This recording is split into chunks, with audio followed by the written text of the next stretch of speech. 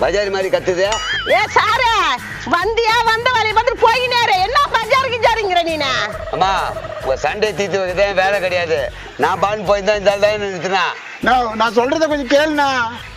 நீ நம்ம நான் சொல்றதை கேளுன்ற அந்த அம்மா கத்துன்னு கத்துது. அது கடைசி நேரம் ஆச்சு. நான் சொல்றதை கேளுண்ணா. 5000 ரூபாய் வாங்கினா அதுகிட்ட. ஆமா வாங்கினியா குத்தியாயா? அதானே பேசினிருக்கேன். நீ கம்மிடுற. நீ குத்தியா இல்லையா? இல்ல சார். இல்லையா? ஏன் கொடுக்கல? குத்து இருந்தாலும் கத்தி இருக்காதுல்ல. நான் கொடுக்கலான்னு மாசம் அவங்க வீட்டு எனக்கு போனேன். சரி. நான் போனா அவங்க வீடு பூட்டிட்டு இருக்கேன் சார். பூட்டிட்டு இருக்குமா? ஏமா பூட்டிட்டா இருந்துச்சு? ஏன் சார் எங்கேயாவது வெளியில போயிருப்பான் அப்ப வந்துருப்பான் இந்த ஆளு.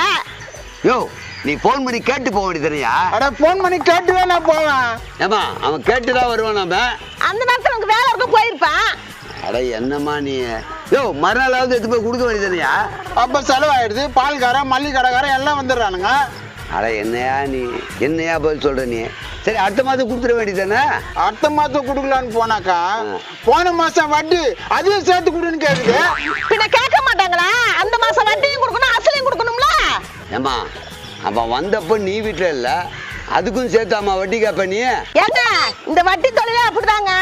1 hour லேட் ஆனாலும் அது 1 மாசத்து வட்டி கொடுத்துதான் ஆகணும். இந்த மாதிரி பல தடவை வட்டிக்குன்னு போய் 5000 50,000 ஆகுது சார். 50,000? என்னையா சொல்ற? ஆமாங்க. இத பத்தி கேட்டு பார்த்தேன் ஊர்ல. அவங்க என்ன சொன்னாங்க தெரியுமா? என்ன சொன்னாங்க? நான் காசு எடுத்துன்னு போன் பண்ணி சொன்னாக்கா இது ஊருக்கு போயிடுமா. ஊருக்கு போயிடுமா? என்னம்மா இது? அதெல்லாம் பிசினஸ் டிப்ஸ், அதெல்லாம் சொல்ல முடியாது. பாத்தீங்கன்னா அது சொல்றத அதை கட்டமுன்னா வட்டிக்கு மேல வட்டி போடுவாங்களாம். ஏடா மானம் கட்டவனே, அதான் அப்படி பந்துன்னு தெரியல. முன்னாலே எதுவுமே பணம் கட்ட வேண்டியதுதானே? நான் முன்னால கூட போனேன். அது வாங்கவே மாட்டேன்னுச்சு சார். வாங்க மாட்டேன்யா? அது ஏமா? நான் வட்டிக்கு தான் சார் பணம் கொடுக்குறோம். அதுலயும் நாணயம் நேர்மை கண்ணியம் கட்டுப்பாடு இருக்கு சார். அடிக்கிறது கொள்ளை, இதுல கட்டுப்பாடு இருக்கும். முக்கியமான விஷயம் சொல்ல மறந்துட்டேன் பாருங்க. அது என்ன வேற அவங்ககிட்ட வாங்கிருக்கியா? அது இல்ல சார். இந்த மல்லிகை கடைக்காரன் பால் கடைக்காரன் வீட்டு ஹவுஸ் ஓனர்ட்டு எல்லாருக்கும் சொல்லி வச்சுக்குது சார். என்னன்னு சொல்லி வச்சிருக்கு? கரெக்டா இந்த டேட்ல காசு வச்சிருப்பான், அவங்க கிட்ட போய் உட்காந்தீங்க காசு கொடுத்துருவான் அப்படின்னு சொல்லி வச்சுக்குது சார். ஓஹோ இது நல்ல பிளானா இருக்குது சார். அவங்களும் கஷ்டப்படுறவங்க சார். நான் முன்ன பின்ன வாங்கிப்பேன், அவங்களுக்கும் கொடுக்கணும்ல சார். இந்த ஈர வெங்காய விளக்கண்ணெல்லாம் வாங்கினவனுக்கு தெரியாதா?